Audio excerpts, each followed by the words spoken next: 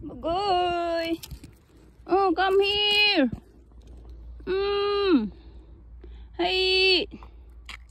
Hala, gitukan ka.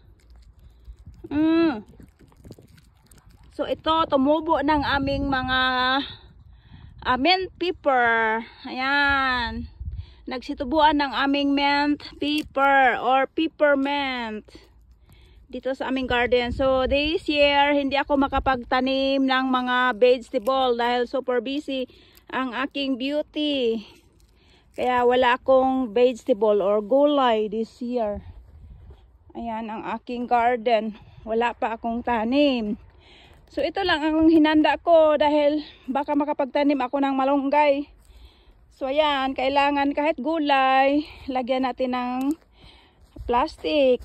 Tapos tapakan natin dito sa gilid, ganyan, para pag may malakas na hangin, hindi sila natatangay. Ayan. So akong bugoy, dara. So bye! Happy weekend!